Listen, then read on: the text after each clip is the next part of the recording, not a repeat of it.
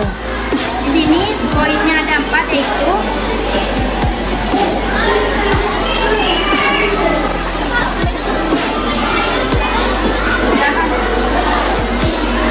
Loh. ini soalnya yang nomor 1 jelaskan pendapatan nasional. Dan pendapatan nasional adalah sebagai jumlah barang dan jasa yang diproduksi oleh sebuah negara dalam setahun, yang diukur dengan setahun uang dan dengan satuan uang, dan dihitungnya laba di dalam suatu perusahaan, yaitu per tahun. Lanjut ke soal yang nomor 2, yaitu manfaat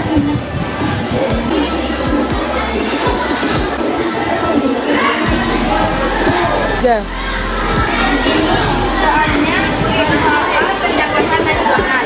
3. Manfaat pendapatan nasional yaitu A. Menganalisis perkembangan pendapatan dari tahun ke tahun. B. Mengetahui struktur perekonomian suatu negara. Apakah negara agraris atau negara industri, dan mengetahui kemajuan suatu negara dalam mencapai kemakmuran. Loh. Lanjut ke soal yang nomor 3.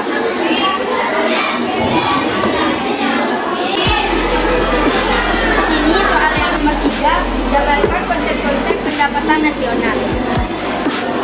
Konsep-konsep pendapatan nasional yaitu ada 7. Yang pertama, produk domestik bruto. Yang kedua, produk nasional bruto. Dan nomor 3, produk nasional neto. Dan nomor 4, pendapatan nasional neto. Nomor 5, pendapatan perorangan. Dan nomor 6, pendapatan disposable atau setelah pajak. Nomor 7, PDRB, produk domestik regional bruto. Loh.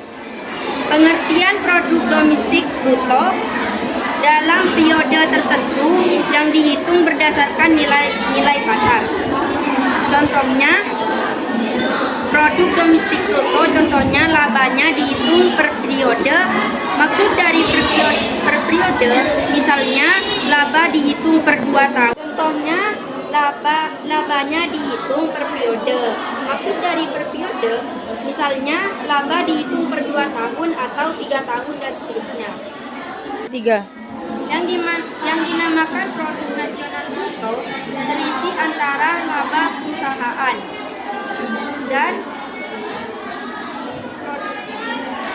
produk nasional bruto, contohnya misalnya kita mempunyai perusahaan di luar negeri, laba tersebut tetap menjadi hak Indonesia, dan sebaliknya juga apabila luar negeri mempunyai perusahaan di Indonesia, maka labanya tetap menjadi hak milik luar negeri. Loh. Produk nasional neto didapatkan dari produk nasional bruto dikurangi dengan penyusutan dan barang pengganti modal.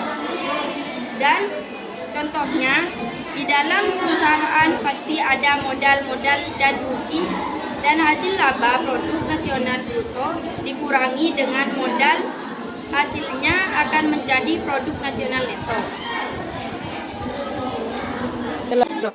Di sini rumusnya NNP ditambah Loh. di sini rumusnya NNP sama dengan NNP dikurangi pajak tidak langsung tambah subsidi. Loh.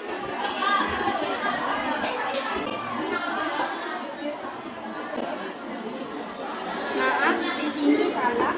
Rumusnya ini rumus yang nomor 4 dan rumus yang nomor 3. NNP sama dengan NP dikurangi penyusutan tanpa barang pengganti modal. Loh.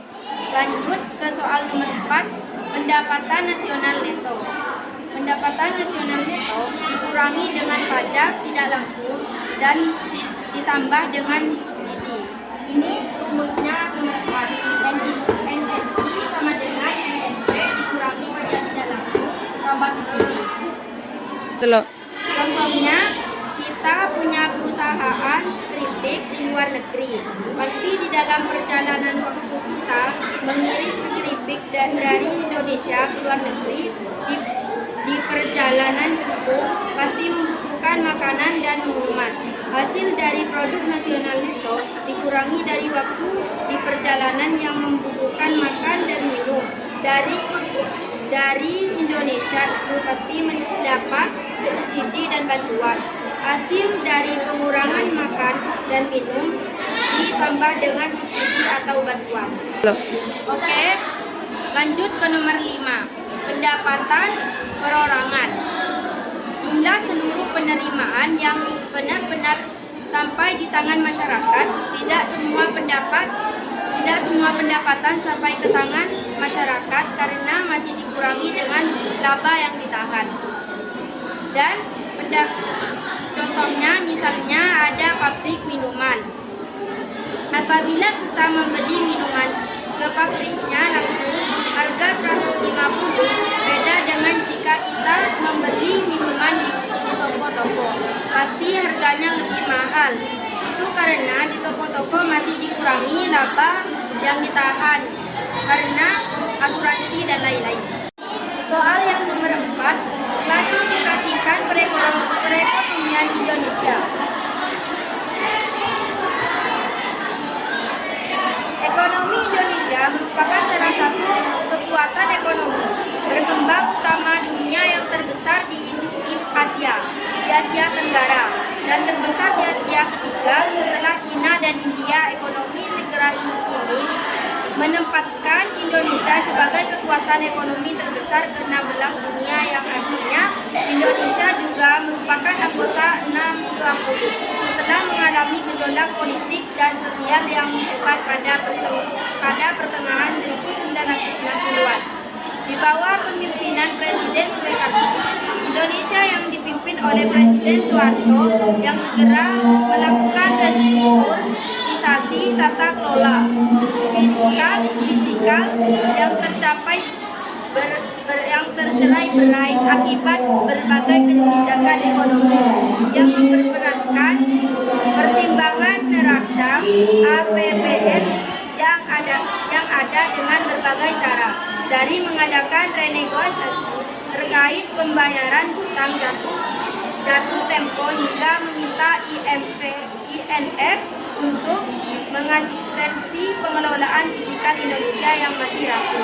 Selama 2 desember, Indonesia membangkitkan kembali ekonomi Indonesia yang dipotong dari kegiatan industri perdagangan berbasis ekspor yang memberatkan ekonomi Indo masuk sebagai salah satu The F Minister pada tahun 1901.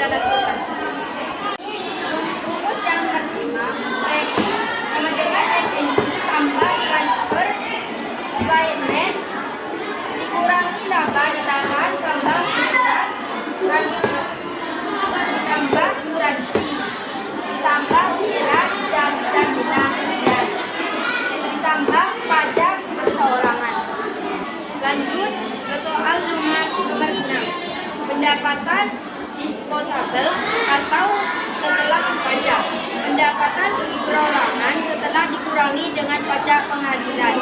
Contohnya orang penjaga kasir dan pasti dikasih makanan atau minuman. Nanti gaji dikurangi dengan makan dan minum tersebut. Di sini rumusnya disposable income sama dengan personal income dikurangi pajak penghasilan. Lanjut ke soal yang terakhir, yaitu PDRB produk domestik regional bruto. Keseluruhan dari nilai tambahan bruto yang berhasil diciptakan oleh seluruh kegiatan ekonomi yang berada pada suatu wilayah selama periode waktu tertentu. Contohnya dari keseluruhan konsep nomor 1 sampai nomor 6. Cukup sekian presentasi dari saya, kurang lebihnya. Wassalamualaikum warahmatullahi wabarakatuh.